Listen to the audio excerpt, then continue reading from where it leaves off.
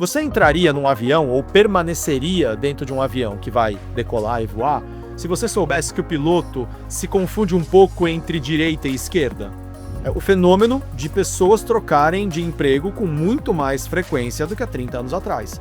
E aí não é um fenômeno só de quem tem 30 anos de idade para menos. Pessoas de 40, 45 anos de idade hoje também trocam de emprego quando podem, quando estão de saco cheio, com muito mais facilidade. Ao ser agora consciente e mudar a atitude, não tem por que eu ficar batendo, porque senão eu saio da posição de vítima e viro eu o algoz, né? E eu vejo isso muito também. O sujeito que alerta alguém que essa pessoa está sendo preconceituosa, violenta, etc. A pessoa se esclarece, pede desculpa e depois fica apanhando por mais uns 3 ou 4 meses. Não, porque aquela vez que você falou aquilo, porque quando você era assim, queridos e queridas, eu não tenho como voltar no passado. Que isso vem muito desse desejo de agarrar o futuro e tornar o futuro velho antes dele acontecer. O que é totalmente diferente de exercer a visão de futuro. Deixa eu entender para onde as coisas parecem que estão caminhando, deixa eu provocar, inclusive propor caminhos novos. Olha, me parece que a gente podia tentar isso aqui. Acho que há uma diferença entre o exercício da futurologia consciente de que eu só posso fazer isso ancorado no presente e a neurose, a obsessão, o surto de ansiedade de querer viver no futuro. Future Hacker Life Path Future.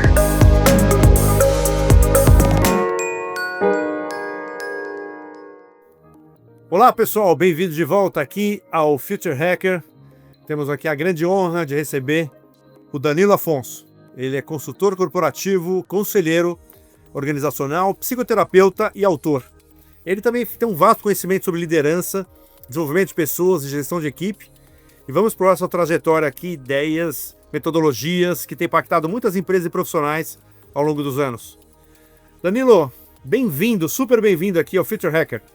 André, na verdade eu tô retribuindo uma gentileza imensa que você fez quando você também foi lá na nossa baguncinha, né, no nosso podcast, e onde eu disse que você era uma espécie de padrinho, patrono, né, do nosso projeto, já que você que me deu as primeiras guianças, né, as primeiras noções do que a gente tinha que olhar quando fosse pensar num podcast. Então, cara, não é um retorno endividado, é um retorno alegre, assim, sabe? Tô podendo pagar feliz da vida esse retorno, cara. É uma felicidade, cara, muito legal. E assim, pra quem não conhece, eu vou falar no final, que a gente vai falar sobre o podcast, que é Quando Comi o Cérebro de Sócrates. É muito bom, vamos filosofar propósito, é muito interessante. E aí eu participei, tive a honra de participar lá, de ter falado 2 horas lá com uma turma da pesada, Pailu, o Danilo o e Julião, assim, então, né? O Julião, exatamente. Então foi um puta papo legal.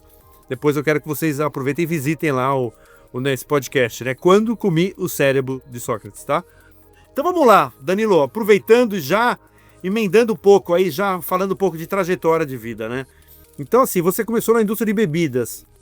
Passou bastante tempo, acho que 11 anos olha, na indústria de bebidas. Cerca de 11 anos, entre o comecinho, assim, bem jovenzinho, trabalhando até como representante comercial ali, até entrar numa indústria bastante estruturada e mudar depois foram quase 11 anos. Exatamente, e foi pro desenvolvimento humano, né? E eu queria pensar nessa transição de carreira, né? Quer dizer, a bebida era o melhor amigo do homem, como é que foi essa transição? Cara, interessante. Primeiro, assim, aqui eu não vou emitir nenhum tipo de juízo de valor, nenhum julgamento. O alcoolismo é uma doença, né? Nem todo indivíduo que bebe álcool se torna alcoólatra. Existe um processo de ser adicto, muitas vezes. Mas por que eu tô contando isso?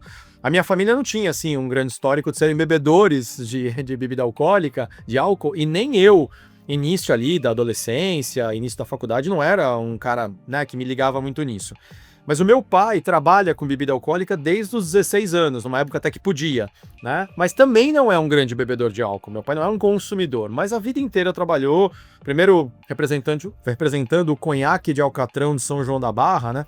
Muitos talvez lembrem com o slogan, o conhaque do milagre, né, e tal. Depois foi trabalhar com outras coisas. Então, sempre permeou esse tema. Quando eu fui ficando um pouco menos criança, eu queria muito trabalhar como vendedor, e aí o caminho mais natural era trabalhar com meu pai. E eu comecei bem cedinho mesmo, não conto essa fase ainda, porque era uma coisa muito amadora, mas vendendo assim, em supermercado do bairro. Meu pai tinha lá uma pequena representação, e às vezes ele tinha alguns produtos com ele, e eu ia lá e vendia um fardo de refrigerante, 2 litros. Ele representava algumas marcas de refrigerante populares também. Cara, e ia tomando gosto por essa coisa do contato humano, da interação. Sempre fui muito falante, muito inclinado, né, ao relacionamento.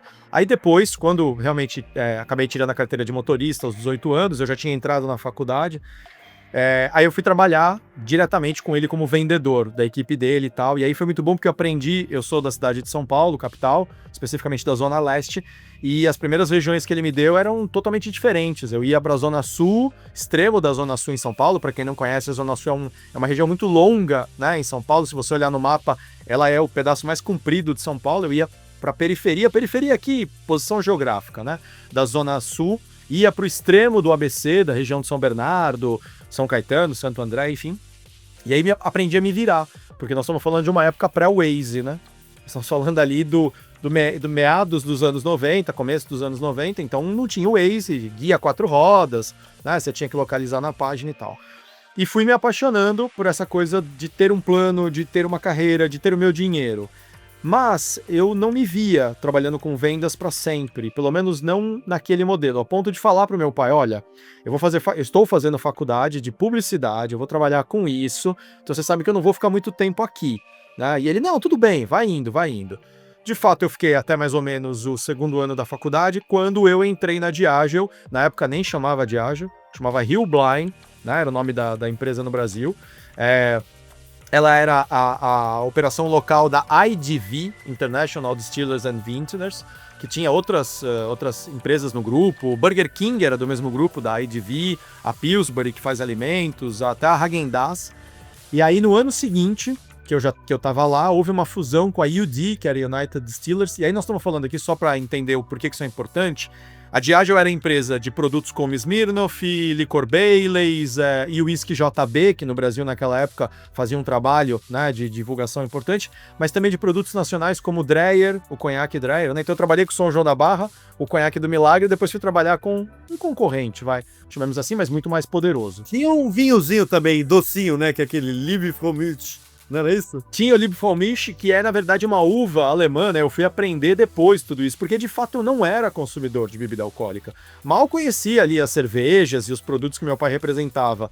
Mas mesmo na faculdade não era este o motivo, por exemplo, pelo qual eu ia para uma festa, beber álcool. Eu gostava, obviamente, como você deve desconfiar, de conversar com as pessoas, de estar ali no meio da galera, cantar, brincar e tal.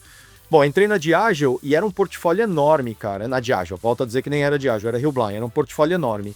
Esse portfólio, que já era enorme, tinha vinhos também, como o vinho Periquita, que é um vinho português que durante muito tempo fez bastante sucesso no Brasil e tal. Ele se juntou ao portfólio da UD, que tinha marcas muito fortes no segmento de whisky, como Johnnie Walker, como White Horse, como Logan, enfim. E aí aquilo virou um portfólio imenso. E aí o nome passou a ser UDV.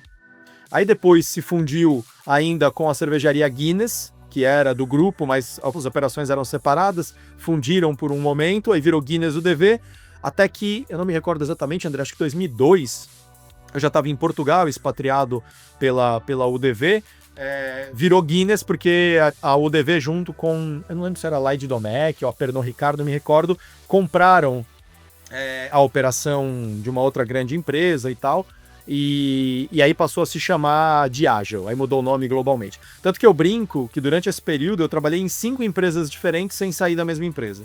Então entrei na Hillblind, depois trabalhei na UDV, depois trabalhei na Guinness UDV Brasil, depois na Guinness UDV Portugal, acho que eu estava em Portugal, mudou para Diageo Portugal, enfim, 6 empresas, que aí voltei para Diageo Brasil. Foi uma bonita trajetória, era muito jovem, claro que olhando em retrospectiva, fiz muita bobagem, né? Comprei brigas e batalhas absolutamente desnecessárias, mas tudo isso foi formando também o meu entendimento de limites. Acho que se hoje eu tenho um pouco mais de clareza de dizer, poxa, André, se estão me propondo isso para mim não serve. Eu também devo algumas bobagens que eu fiz, né? Até que em um determinado momento, já tinha voltado de Portugal, estava trabalhando no Brasil, eu voltei em 2003, em 2005 veio a proposta para eu trabalhar com consultoria, com desenvolvimento humano. E aí é uma coisa maluca, né? Porque eu não era dessa área. Eu, quando entrei na Diageo, entrei para trabalhar na área comercial, na Rio Blind, né? Enfim, vou chamar de Diageo aqui como um todo. Na área comercial, fiquei 3 anos trabalhando na área comercial, como vendedor, depois como Key Account, até que veio um convite, e eu também queria ir para marketing, que tinha mais a ver com a formação que eu tinha feito, né, universitária em publicidade. Fui para marketing, trabalhei inicialmente como assistente de marketing de Baileys, depois de Johnnie Walker, fui expatriado para Portugal para trabalhar com white spirits, né, enfim, destilados transparentes, né, como vodka, tequila, gin, então a principal marca era Smirnoff. E voltei para o Brasil para começar a desenvolver, junto com outras pessoas, claro, um time de inovação no Brasil. Aí nós lançamos variações da Smirnoff Ice, então tinha Smirnoff Ice Black, tinha Smirnoff Ice em lata, que era um formato que nunca tinha sido trabalhado.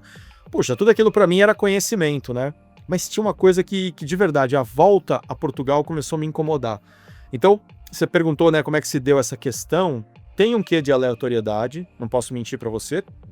Se eu talvez não tivesse conhecido o Ivan, ele talvez não tivesse vindo esse convite tão enfático para trabalhar com consultoria. Eu fui trainee uma época na Diageo, antes de ir para Portugal, e o Ivan foi um dos consultores do programa de trainee. E aí, foi muito legal, a gente bateu o santo ali, deu uma boa sintonia. Quando eu vou a Portugal, ele vira uma espécie de conselheiro à distância. Estamos falando ainda de uma época que não tinha WhatsApp. Não tinha videoconferência, assim, que nem tem agora. A gente se falava às vezes por e-mail, mas ele foi muito importante, me deu, né, algumas orientações e às vezes, sabe, escutando a angústia. Quando eu volto para o Brasil, aí tem um divisor de águas, eu volto muito incomodado com uma cultura organizacional que não era exclusividade da Diageo, que era o fingir que estou trabalhando muito. Não era nem fingir que estou trabalhando, acho que as pessoas trabalhavam muito mesmo. Mas algumas pessoas já tinham entrado naquela métrica que perpetua até hoje em algumas empresas, que é ter que mostrar que está sempre ferrado, está sempre sobrecarregado. Então, em Portugal, André, para você ter ideia, e eu estou recebendo nesse momento uma amigona que eu conheci trabalhando em Portugal, e eu falei para ela, olha, sabe uma das grandes lições que eu aprendi em Portugal? As pessoas tinham vergonha de ter que adiar suas férias. O sujeito marcou férias por um período. Se ele tinha que adiar, todo mundo olhava para ele meio como um cara desorganizado. Como assim você vai ter que adiar suas férias? Pô, é seu direito, você se organizou para isso. Execute e saia de férias. O sujeito que ficava até muito tarde, salvo momentos específicos, ele era visto como uma pessoa desorganizada. Porque se você tem que ficar até muito tarde sempre, você ou não está sabendo negociar sua carga de trabalho, ou não está sabendo se organizar. Quando eu volto para o Brasil e tinha, né, ou eu retomo aquela cultura de você vai sair 6 horas da tarde, depois de ter feito seu trabalho brilhantemente, das 8 da manhã às 6, trabalhando pra caramba, alguém vira e faz aquele comentário super escroto. Tá desanimado? Puta, André, juro, cara, parecia uma alfinetada no fígado, porque eu dizia, o que tem a ver uma coisa com a outra? Pô, são 6 horas da tarde, eu já trabalhei o dia inteiro e outras pessoas ouviam isso, e talvez eu também tenha feito essa piada com algumas pessoas. Eu comecei a me sentir um idiota de falar isso. Porque, na verdade, me parecia o contrário. Por que você tá ficando tantos dias até as 9 da noite? Ah, porque o meu chefe, a empresa, a minha chefe, me dá muito volume de trabalho. Bom, então você tem um péssimo líder ou chefe, depois a gente fala aí a diferença dessas duas coisas, ou você negociou mal com a organização, o seu escopo de trabalho, mas vamos lá, eu só tenho autonomia sobre as minhas escolhas. Talvez eu esteja escolhendo errado o meu modelo de trabalho. Mas, André, não era isso, cara. Em muitas instâncias, era um teatro, como é até hoje. Há muitas pessoas que trabalham pra caramba. Há muitas pessoas que são apaixonadas pelo seu trabalho e algumas até são workaholics. O workaholic, vamos lembrar da tradução, é o viciado em trabalho. Não é bonito ser viciado em trabalho. Significa que você usa o trabalho como válvula de escape para tudo na sua vida. E ele não pode ser essa válvula de escape. Ele não vai resolver todas as suas angústias. Mas muita gente ficava e se submetia a essa cultura por medo de ser visto como uma pessoa não engajada. Aí, quando o Ivan me faz essa proposta, eu já estava muito incomodado, já estava meio perdido ali. E sei que estava começando a ter atitudes até meio rebeldes. Aí juntou a fome com a vontade de comer, né? Em algum momento, a liderança que eu tinha na época estava incomodada com as minhas provocações. Eu estava descobrindo, né, uma das coisas mais difíceis de se descobrir na vida, que a gente não consegue mudar tudo que a gente quer. O mundo não gira em torno do nosso lindo umbigo. E não gira em torno do meu e não girava. Então eu descobri que a Diageo, e qualquer empresa que fosse, não ia se adaptar a mim. Aí estava claro que eu tinha que sair E aí veio a parte aleatória, que foi o convite do Ivan, que claro que me deixou com o coração muito mais em paz, né? Romper um contrato com a Diageo para ir para um outro lugar é mais fácil do que você sair do nada, ser mandado embora ou pedir demissão do nada. E eu tinha uma viagem para o Japão no final de 2005. Eu sei que você é um cara bom aí, que gosta muito de futebol. Eu sei que você já está fazendo as contas e pensando, poxa, final de 2025, de 2005, Japão, você foi ver o São Paulo? Fui assistir o São Paulo espancar o Liverpool por 1-0. E, pô, lugar incrível, eu nunca tinha ido e falei, Ivan, tô indo fazer uma viagem que acho que é ótima para tomar uma decisão sobre mudança de vida. Mas eu fui já decidido a mudar, acho que refleti ali durante 10 dias e aí já voltei dizendo, bora, vamos mudar de carreira. Agora, Danilo, deixa eu fazer uma pergunta, quer dizer, tudo bem, assim, do ponto de vista de profissional, né, de para onde que você foi, assim, os movimentos que aconteceram na tua carreira.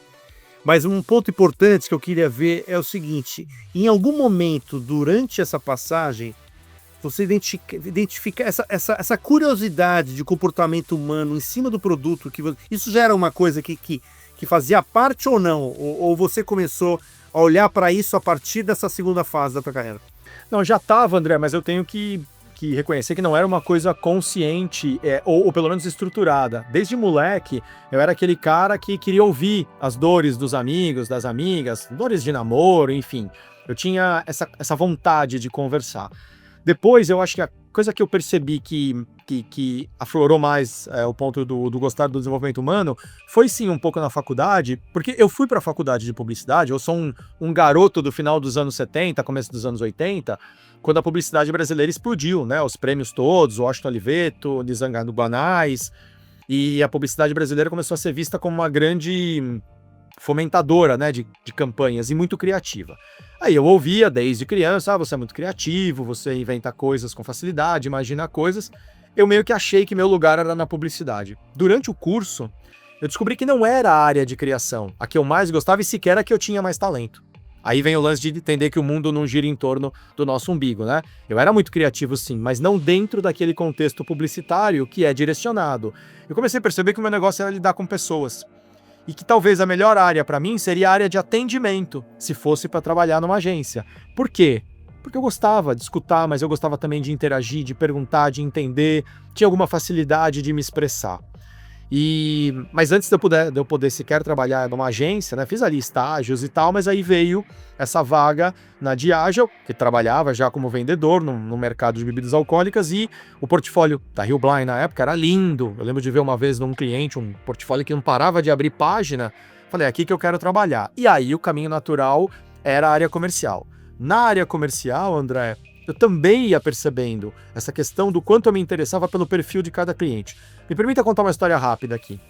Quando eu saio da área comercial e vou para marketing, eu lembro que eu sentei com o rapaz que ia ficar no meu lugar, peguei lá a lista dos 50 clientes que eu atendi e falei para ele, eu vou te dar o dossiê de cada um, perfil de cada um, parará, o que cada um se interessa mais, gosta, donos de estabelecimentos, né, e tal. E eu lembro que eu tinha, cara, anotado qual era o tipo de música que cada cliente gostava. Porque a Diageo, né, enfim, na época, acho que já era o DV, tinha parceria com casas de show na época, como Palace, nem sei que nome tem hoje, não sei nem se ainda existe, mas ficava ali em Moema, o Credit Card Hall, que já tinha aberto, hoje também mudou de nome, mas é aquele grandão que tem na Marginal Pinheiros, tinha o Via Funchal, que era uma outra casa de shows, enfim.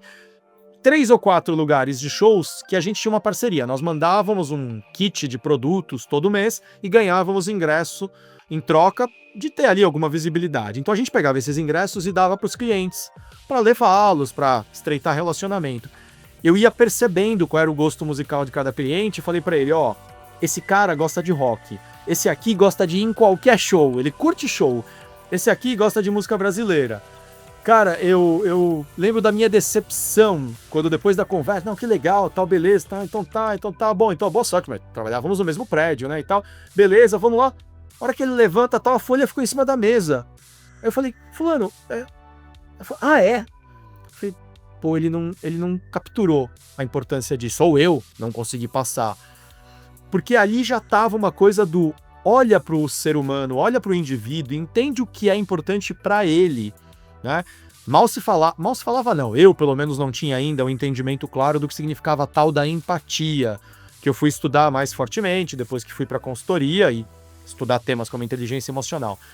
Mas eu acho que já estava ali, tanto que dos momentos que eu mais amava trabalhando em marketing, André, era quando a gente tinha pesquisa com o consumidor. Não sei se você já viu aquelas salas que você põe às vezes 8, 9 consumidores e você fica atrás de uma parede de espelho, né? Você enxerga as pessoas, você tá escutando, mas elas estão lá com um mediador falando sobre o seu produto, sobre a sua campanha, e você tá lá tendo alguma amostra, né? Aquilo para mim era um momento assim super nutritivo. Eu saía de lá cheio de ideias. Tanto no Brasil quanto em Portugal, eu participei muito dessas reuniões. Só que talvez me faltava o esclarecimento de o que é que isso está querendo dizer em torno dos meus talentos, a respeito da minha capacidade de entregar resultado. Quando eu fui trabalhar com desenvolvimento humano, e aí todo o mérito ao Ivan, espero que ele assista hoje, né, esse episódio, ele enxergou. Ele, como é um cara, né, já muito vivido no RH e no desenvolvimento humano, ele enxergou esse coeficiente. Pô, esse cara se comunica bem ou gosta de se comunicar, pode ser lapidado, mas ele tem, talvez, fundamentalmente, algo que não tem como desenvolver. Ele tem tesão por trabalhar com o ser humano, ele tem tesão por escutar as pessoas, ele tem motivação. Você não cria motivação em ninguém. Você cria conhecimento, você cria repertório, você não cria desejo em alguém se a pessoa já não tem alguma faísca daquilo lá dentro. Acho que ele viu uma fogueira, né? E aí me convidou e dali pra frente eu enveredei nesse mercado e não saí mais. Perfeito. Vamos lá pegar um pouquinho dessa tua viagem para o Japão, que deve ter sido talvez um período ali, né, que você tem essa parte de autoconhecimento, né, a parte que você olhar para você, né, olhar para si. E aí eu queria fazer uma pergunta. Todo mundo tem essa capacidade, cara, de se enxergar, de se... Ou tem pessoas que têm mais bloqueios, ou tem pessoas que caem em armadilhas. Eu queria que você falasse um pouco sobre essa questão do autoconhecimento, cara. André, eu acho que todo mundo tem potencial para, o que é muito diferente de ter capacidade de, né? A capacidade vem do próprio desenvolvimento, né? De você lapidar isso. Alguns já nascem com uma capacidade mais aflorada para algumas questões, mas sempre você pode capacitar. Eu lembro de um trecho, eu não vou me recordar qual livro, tá? Mas um trecho de uma fala de um escrito de Freud, de Sigmund Freud, onde ele diz que nem todo mundo, não são todas as pessoas do mundo que são terapeutizáveis. E quando eu li aquilo, eu fiquei um pouco chocado. Assim, eu lembro que foi na aula do curso de psicanálise, falei, pô, como não? Né? Que comentário mais preconceituoso, no sentido assim, de excluir, né? Mas aí eu fui entender do que ele estava falando. Porque tem uma frase que eu falo muito, cara, inclusive tá no meu livro, Os Arqueólogos do Futuro, mas eu acredito nela de verdade, eu aprendi ela, que diz assim, tudo sem contexto é nada. Qual era o contexto daquilo que Freud estava falando quando ele diz que nem todas as pessoas são terapeutizáveis? Ele não está dizendo que a pessoa não pode, ele não está dizendo que a pessoa não deve, ele está dizendo que tem gente que não quer.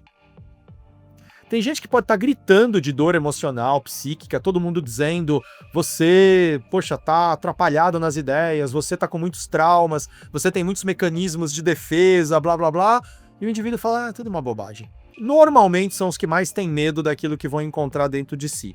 No geral. Aí vão dar as desculpas verdadeiras, como eu não tenho tempo. Mas às vezes é verdade, na estrutura de agenda que o indivíduo tem, ele pode estar sem tempo, mas quem escolhe como vai preencher aquela agenda é o próprio indivíduo. Então o que ele não tem é priorização, né? Mas, portanto, eu acho que sim, todo mundo tem potencial para, mas não, eu não acho que todo mundo quer, eu não acho que todo mundo está num estágio de consciência que o coloque numa linha que leve até processos de autoconhecimento. Agora, eu acho perigosíssimo o indivíduo se conhecer pouco. Eu acho perigosíssimo. Eu li, cara, olha, coincidentemente, tô lendo muito, né, nesse momento por conta de um refinamento que eu tô fazendo no curso que eu dou na Unicamp de Propósito na Vida. Tô lendo um livro que eu tenho há muitos anos, cujo autor é super famoso e eu sei lá, nunca simpatizei. Chama-se A Fascinante Construção do Eu, do Augusto Cury. Nem sei falar muito ainda do livro, como você pode ver, tô bem no comecinho e tal. Mas a primeira coisa que ele conta no livro é uma metáfora maravilhosa. Ele diz assim, André, você entraria num avião ou permaneceria dentro de um avião que vai decolar e voar se você soubesse que o piloto se confunde um pouco entre direita e esquerda? Você entraria e ficaria num avião, deixaria, né, que ele subisse com você dentro, se o piloto não tivesse muita noção daqueles comandos, não sabe muito pilotar aquele modelo de aeronave, se atrapalha na questão dos indicadores do avião? Você permaneceria dentro da aeronave? Não, pois é, eu também não. E como ele diz, praticamente todo mundo responde também que não ficaria. Mas, de certa forma, não é um pouco isso que a gente faz com a nossa vida em várias circunstâncias? A gente pilota um veículo chamado eu, né? Chamado Danilo, você pilota o André, o João pilota do João, a Maria o da Maria, sendo que muitas vezes a gente não conhece todo o ferramental desse equipamento. Tá bom, a gente tem uma noção do nosso corpo, mas tem gente que não conhece sequer o próprio corpo diferente. Não conhece o limite da sua força, não conhece o limite do seu fôlego. Né? O sujeito, tô meio paradão, vou fazer academia. Aí 2 horas de academia, arrebenta o joelho, arrebenta, né, a musculatura porque não sabe o seu limite. Então, me parece temerário a gente viver essa vida sem entender direito o que é este equipamento, como funciona esse equipamento fisicamente, psiquicamente, emocionalmente e, André, até espiritualmente. Mas eu sou ateu. Seu direito, né? Acontece que a gente pode até fugir da questão religiosa, mas a gente pode ficar na questão espiritual no sentido da transcendência, do entender que a vida é mais do que só o meu umbigo. O espiritual tem a ver com isso também. Como é que eu vou viver essa vida, e esta vida do qual eu sou o meu veículo, se eu nem conheço como é que eu funciono? Eu acho brilhante a metáfora dele. É como entrar num avião sabendo que o piloto não sabe pilotar. Que loucura! E o quanto que isso se potencializa no caso de um cargo de liderança, né? Porque você, além de estar influenciando a si próprio, você está influenciando toda um grupo, né, de pessoas ali que têm expectativas, né, de crescimento de carreira, de estarem fazendo coisas legais, quer dizer, então tem uma... Tanto é que assim, né, você com certeza sabe, né, que saiu a lei da NR1 ali, né, que cuidando aí acho que foi no ano passado, foi feita uma pesquisa que deu um burnout assim, de 67% superior em 2003, e eles criaram essa lei que vai a partir de agora, daqui a uns meses. Mas aí é uma outra questão que eu ia te fazer. Isso aí vai cuidar da causa ou do efeito? Em que sentido? Me ajuda a provocar aqui. O efeito é o seguinte, uma empresa que ela... Se eu tenho um número de empresas que está acontecendo muito burnouts ali, e aí eu faço uma lei como essa para monitorar o burnout. Mas até que ponto isso aí vai cuidar da causa do que está acontecendo aqui? Até que ponto isso vai uma forma de monitoramento ou até que ponto vão pegar na origem da questão? Assim, essa aqui, mesmo que isso seja um avanço, e é um avanço, você já ter um monitoramento já é um avanço do que não ter nada. Só que você concorda que é um pedaço da história, né? Então uma coisa é monitorar. E aí como é que teoricamente as empresas vão estar enxergando formas, né, e você falou no começo mesmo, né, da entrevista, né, assim, daquele negócio do workaholic, como sendo isso é quase como se você não... Isso fosse quase uma condição de você ser escolhido. É bonito, né, essa workaholic. É você dar tua alma para uma empresa, que é dar uma fidelidade canina, não sei até que ponto, né, a gente até está num momento agora de gerações muito diferentes ali. Eu não sei se essa geração nova tem essa mesma disposição de doar alma como outras gerações yuppies, né, etc. Não parece. A gente vê até pelo número de pessoas hoje, não só pessoas jovens. Vou criar um critério aqui, tá? Jovem é um termo claro que cada um pode dar o entendimento que quiser. Eu vou usar aqui um parâmetro, pessoas abaixo de 30 anos. Não que quem tenha mais de 30 anos não seja jovem, eu acho que eu sou jovem, só que eu sou um jovem com idade, né? Como diz um amigo meu, eu até quero ficar velho, eu só não quero ficar antigo, né? Então a gente pode continuar jovem mesmo sendo velho de idade. Mas, André, o que eu percebo é a facilidade, não é nem facilidade, porque aqui eu tô julgando, mas o fenômeno de pessoas trocarem de emprego com muito mais frequência do que há 30 anos atrás. E aí não é um fenômeno só de quem tem 30 anos de idade para menos. Pessoas de 40, 45 anos de idade hoje também trocam de emprego quando podem, quando estão de saco cheio, com muito mais facilidade, porque também mudou o entendimento disso. Antigamente era feio. Antigamente eu tô falando quando eu comecei a trabalhar ali, começo dos anos 90, não estamos falando nem tanto tempo assim, 30 anos atrás, era feio o sujeito que trocava de emprego a cada 2 anos. Esse cara não para em lugar nenhum, né? Nem contrata esse cara porque ele não vai ficar aqui muito tempo. Não veste a camisa, né? Não veste a camisa. Hoje, de novo, vamos né? Vamos colocar tudo em perspectiva, tem que ter contexto.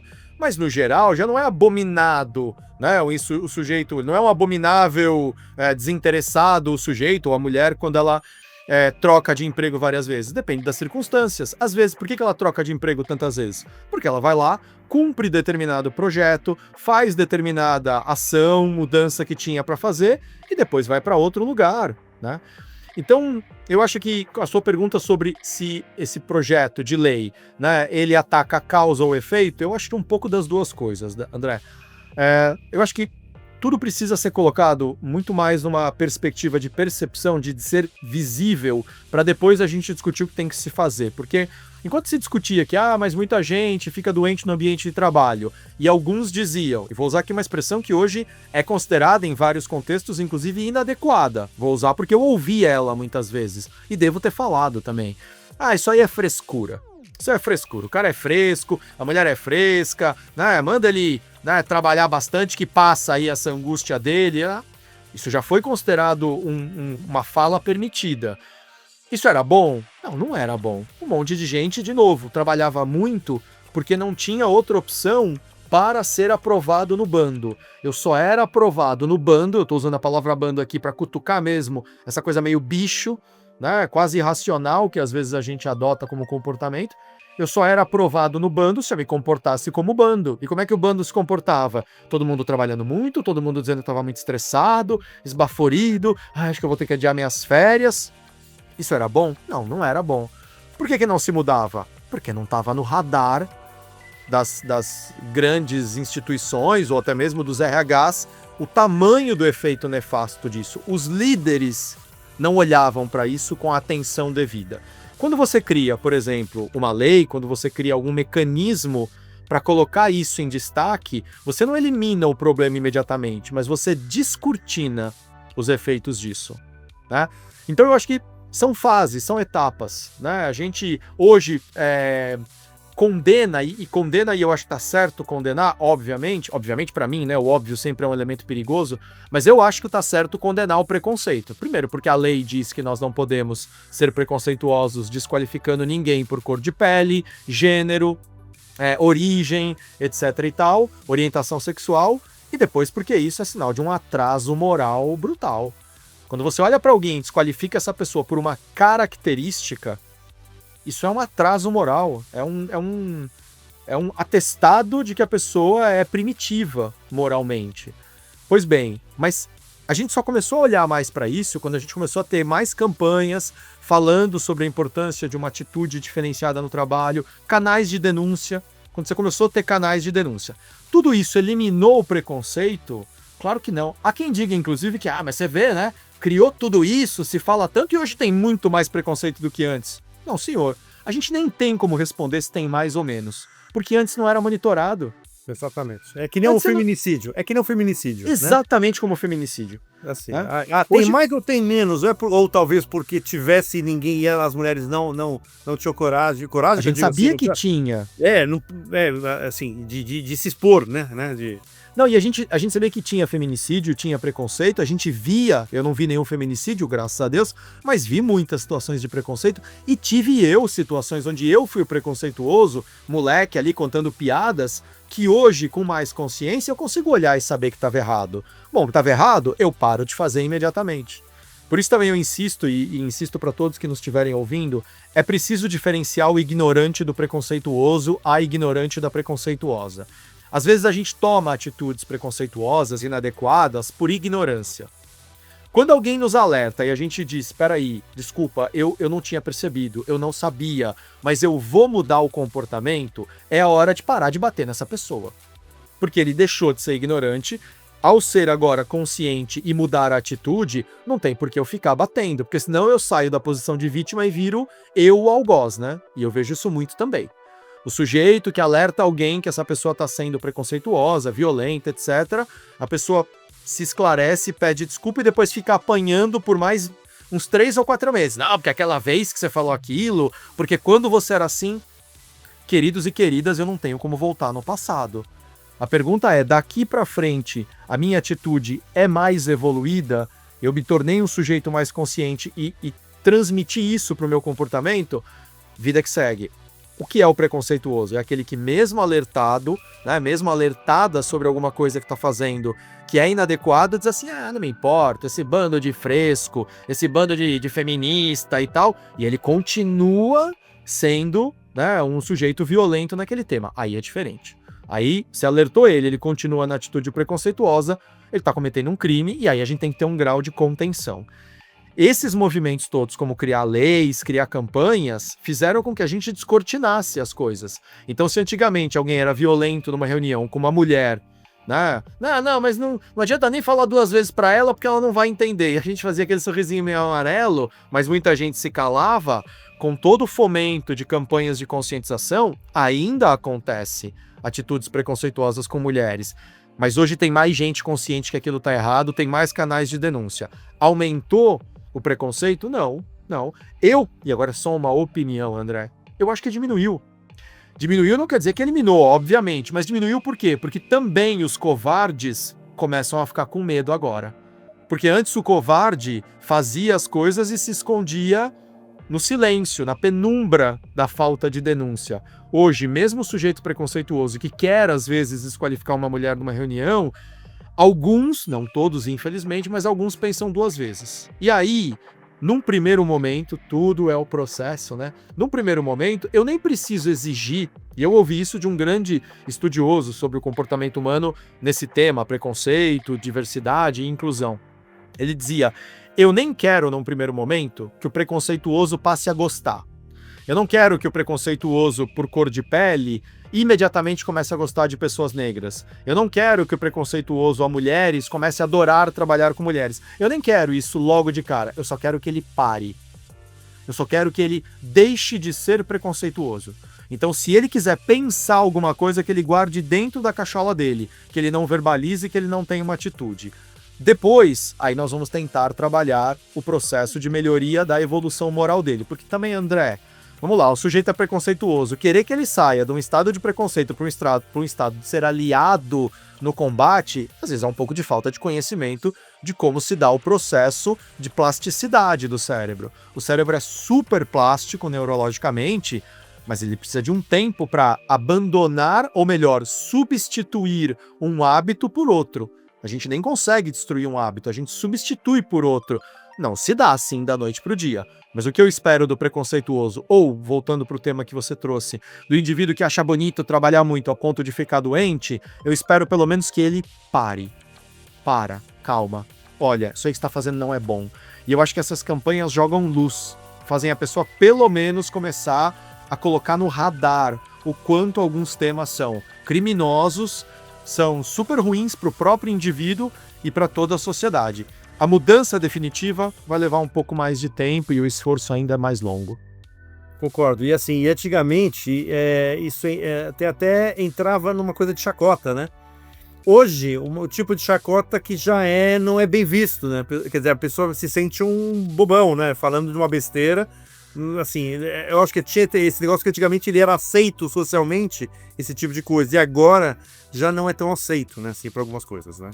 Tanto quantas piadas, né, André? E vou falá-las aqui, porque ainda tem, e porque assumo que já as falei, que achava engraçado, queria ser aprovado no bando, mas desde coisas como, sei lá, todo japonês é igual, né, ou, não, mas isso aí é coisa de mulher, né, a mulher não sabe dirigir direito. Coisas idiotas, que não tem nem estatística. Vamos falar, por exemplo, sobre mulheres e direção. Quem paga seguro mais barato, homens ou mulheres? Por quê?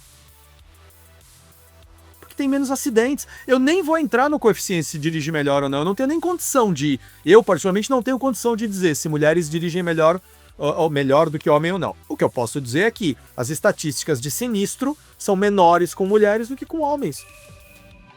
Ponto. Então, assim, isso já me dá, no mínimo, um alerta de que será que tem espaço para eu falar, né, algo do qual eu não tenho dados? Tem um livro, cara, não sei se você já leu, é que ele tá longe aqui de mim, senão eu pegava. Chama-se Factfulness, é de 2 autores suecos. Acho que o subtítulo, André, é alguma coisa como a libertadora arte de só falar baseado em fatos, ou de só discutir baseado em fatos. Isso é maravilhoso, né, cara? O dia que eu conseguir chegar nesse estágio, eu tô melhorando. O dia que eu conseguir chegar vai ser libertador. Ah, fulano é um idiota. Baseado em quê? Não sei, o jeitão dele é idiota. Tá bom, essa é a sua opinião. Não é um fato. Agora, fulano cometeu um crime. Tem a imagem, tem as evidências, tem as testemunhas. Fulano é criminoso. Sim, neste momento, fulano é criminoso porque nós temos fatos. Agora, quantas vezes a gente emite opiniões sem ter fatos? Baseado apenas no que o meu estômago tá sentindo de incômodo, né? E é tão engraçado que, assim, como eu falo com muita gente, a gente começa também, aquela nossa verdade absoluta começa a ficar relativa. Você fala de acordo com o meu olhar, né? Então, quando você fala com muita gente, você vê como tem gente diferente que pensa diferente, com um olhar de prismas diferentes. Então você começa a parar de ter certeza de tudo. Você, não, a minha decisão formada, até quando? Até que momento, né? André, você lembrou de uma fala de Lacan num dos seus seminários, Jacques Lacan, um psiquiatra estudioso, linguista francês, que diz que o coeficiente máximo da neurose é o indivíduo se assumir dentro de uma certeza. Não foi com essas palavras, mas alguma coisa assim, né? O sujeito que fala, não, eu tenho certeza, esse você tem certeza que ele é neurótico. Então, vou fazer um paradoxo aqui, mas é isso, a principal evidência da neurose é o sujeito que sai dizendo eu tenho certeza. Certeza de quê? Se o mundo é movimento o tempo inteiro. E é mesmo, cara. Porque outro dia também eu li uma frase de eu não vou lembrar o nome do físico, mas que ele dizia assim, se você já entendeu alguma coisa sobre física quântica, saiba, você não entendeu nada ainda. Porque nem quem está estudando não tem, né, ainda uma dimensão concreta. Mas tem uma coisa que parece que já nos aponta. No mundo subatômico, do qual a gente não acessa com os nossos sentidos, tudo é movimento. Você olha para uma pedra, você fala, ela tá parada. Não, senhor, cara pálida. No mundo atômico, as moléculas, os átomos, as cargas de energia, próton, elétron, nêutron, vão ali se movimentar o tempo inteiro. Por isso, inclusive, que se fala que na física quântica, as análises são feitas por probabilidade e não por certeza de que um carro viajando em velocidade constante de 100 km por hora percorrerá 100 km em 1 hora, se não houver nenhum tipo de empecilho, de obstáculo. Na física quântica, olha, há uma probabilidade desta partícula, né, se dissolver naquilo ou se movimentar.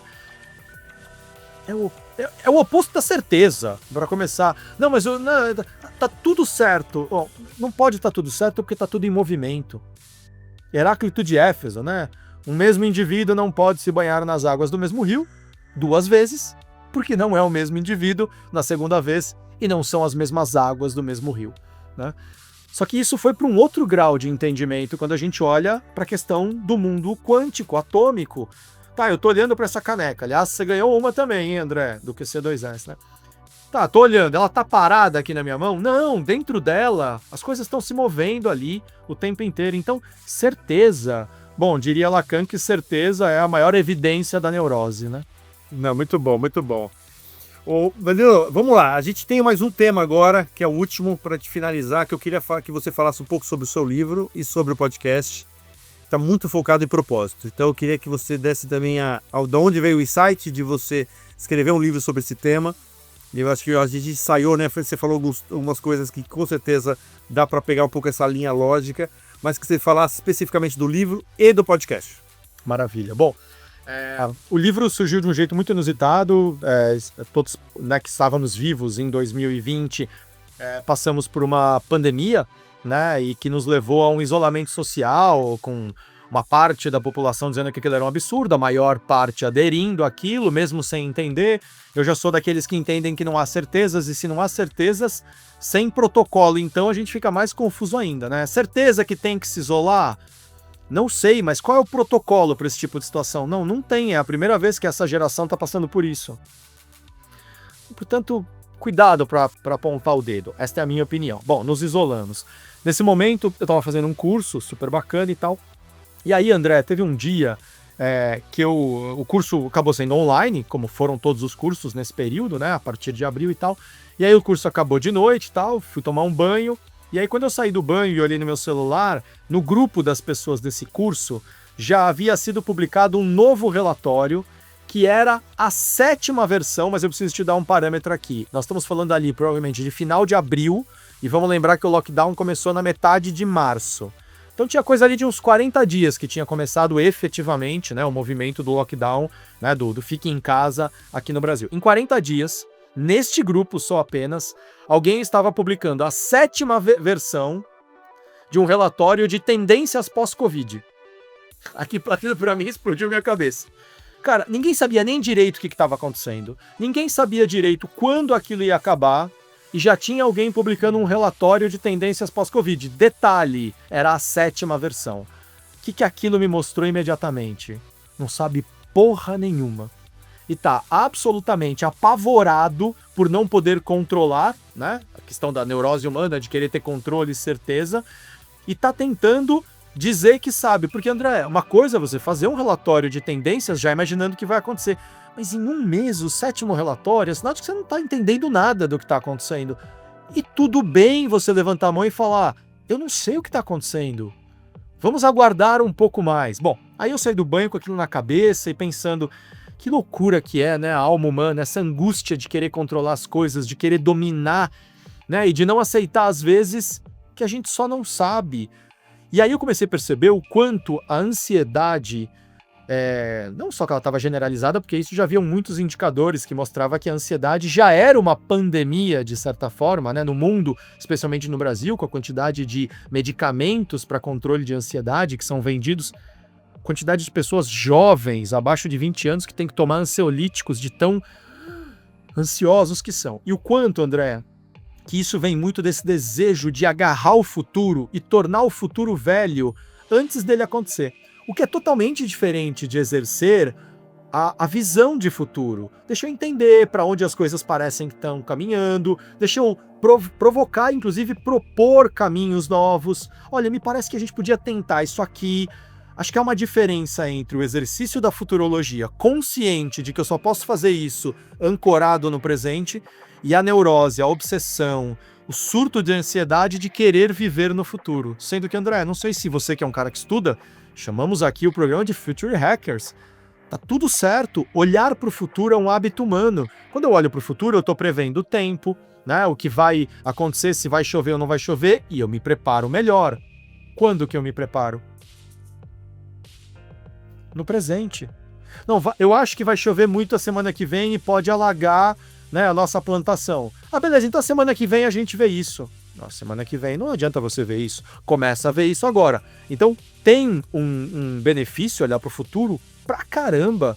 A humanidade evoluiu olhando para o futuro e executando no presente. O que eu comecei a ver, que as pessoas não queriam executar no presente. As pessoas é muita gente, né? Algumas daquelas pessoas queriam olhar para o futuro sem viver o presente. Qual era o presente? Estamos numa pandemia. E aí as pessoas iam ficando doentes porque não iam enfrentando a realidade. Bom, disso eu pensei em escrever um artigo, o artigo virou um capítulo, o capítulo, a hora que eu vi, já tinha uns 3 capítulos. Então, interessante, eu não planejei escrever o livro. O livro chama-se Os Arqueólogos do Futuro, né? Porque é isso, são essas pessoas que querem transformar o futuro já em passado. Note, não é que elas estão tentando entender o que vai ser o futuro e se preparar para isso. Elas já querem transformar o futuro em passado para poderem dizer, eu sei o que vai acontecer. Sim, e o que você está fazendo com isso agora?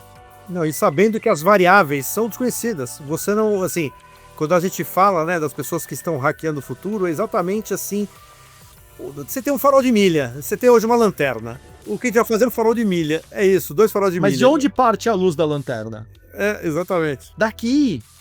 Como é que eu vou viver? André, parece besta o que eu vou falar, meio idiota, a construção linguística aqui meio óbvia, mas o futuro não existe. Porra, Danilo, meu programa chama Future Hackers. Não, calma. Tô querendo dizer que ele não existe do ponto de vista prático. Ele é uma criação humana. Não existe futuro na natureza. Também não existe passado. Você constrói presente. É só aí, a construção é agora. Eu só posso olhar para o futuro a partir do presente e tirar algum insight sobre esta visão que eu tô tendo de futuro para ser aplicado agora. Não sei se você chegou a ler o Homo Deus, do Yuval Noah Harari, o livro que ele lançou depois do Sapiens. Não. Ele no Homo Deus, no Sapiens ele olha para o passado e ele diz, vou tentar analisar a jornada da espécie humana até os dias de hoje, por que as coisas são como são, e no Homo Deus ele se predispõe a tentar olhar um pouquinho para o futuro a partir do que ele está vendo no presente. E tem uma coisa que ele fala no prefácio que é muito bacana, André, ele diz assim, algumas das coisas que eu tô aqui dizendo que me parecem ou que me parece que vão acontecer, não são bonitas e não são boas para a humanidade. Eu espero que eu esteja errado, mas eu acho que eu não tô. E caso eu esteja certo, sabe o que eu gostaria que acontecesse? Que as pessoas começassem a fazer alguma coisa no presente para que isto não aconteça. E aconteça de um outro jeito melhor, né? Porque é só no presente que eu posso agir. Então, Arqueólogos do Futuro veio como uma grande provocação e eu falo isso, eu uso essa frase, olhar para o passado para a gente aprender é maravilhoso, é importantíssimo para não cometer os mesmos erros. É por isso que não se desmonta Auschwitz.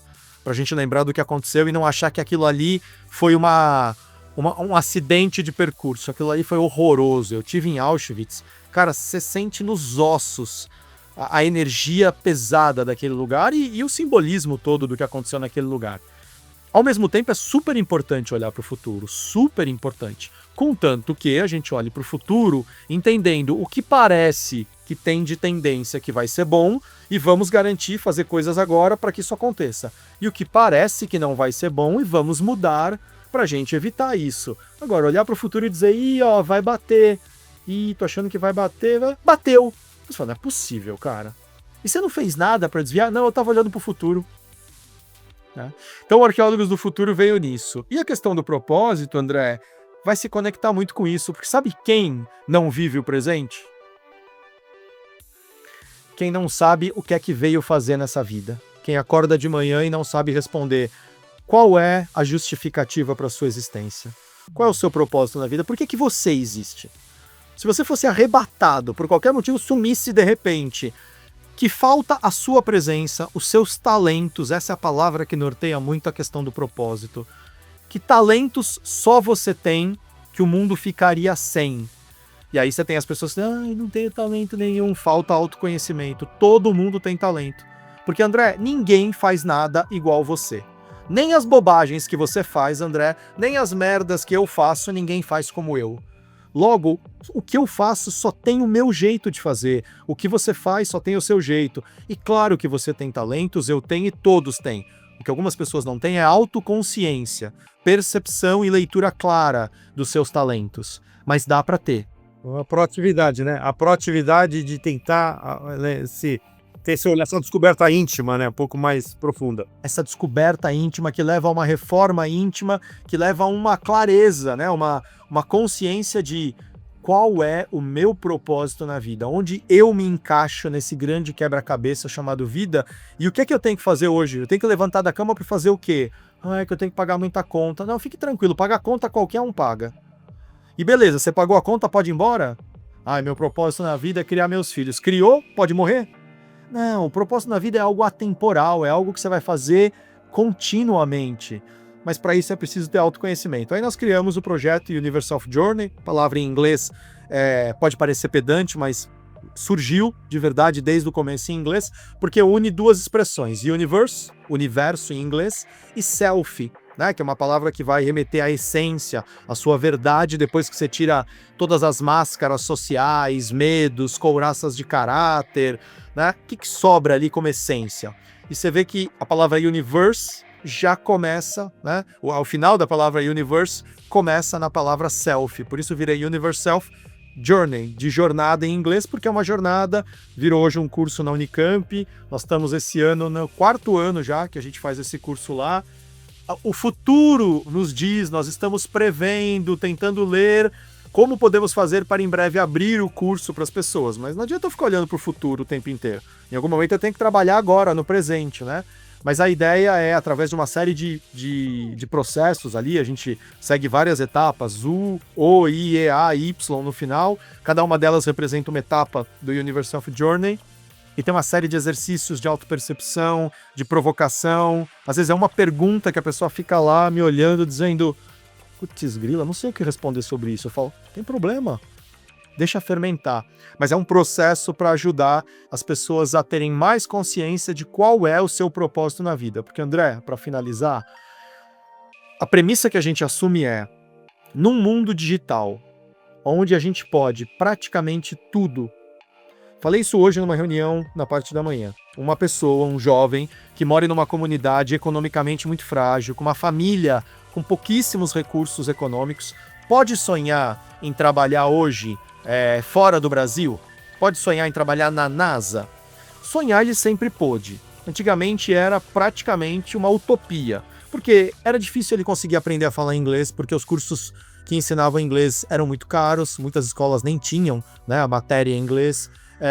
Numa situação de fragilidade econômica não dava para ele pagar, né, um curso, etc. e tal, então muitas vezes havia um limite. Hoje, ele baixa um Duolingo no celular, tem mais celular no Brasil do que gente, ele pega o sinal de internet em qualquer centro cultural, em qualquer padaria, e se ele quiser aprender inglês, ele aprende inglês sem gastar R$1 praticamente. E se ele quiser contatar a NASA, ele segue a NASA no Instagram, ele vê os vídeos que a NASA posta, provavelmente deve ter um canal da NASA no YouTube. Hoje a gente pode quase tudo. Agora imagina, André, o desespero que é para um indivíduo poder quase tudo e não fazer a menor ideia do que ele está procurando. Imagina ele entrar numa biblioteca com 600 mil livros e ele não faz a menor ideia que livro ele quer. E ele vai puxando um por um, vivendo experiências para ver se em algum momento algum livro desperta. Isso é angustiante, é desesperador. Por isso é preciso ter clareza. Se eu vou entrar numa biblioteca, eu estou procurando livros sobre o quê? Qual autor? Qual tema, pelo menos? Por isso é importantíssimo as pessoas terem consciência de qual é o seu propósito na vida, e o Universe of Journey fala muito disso, e no curso a gente estuda o livro Arqueólogos do Futuro e tantos outros autores brilhantes, cara. Porque essa é a minha angústia. Desde criança eu me perguntava, o que eu estou fazendo aqui?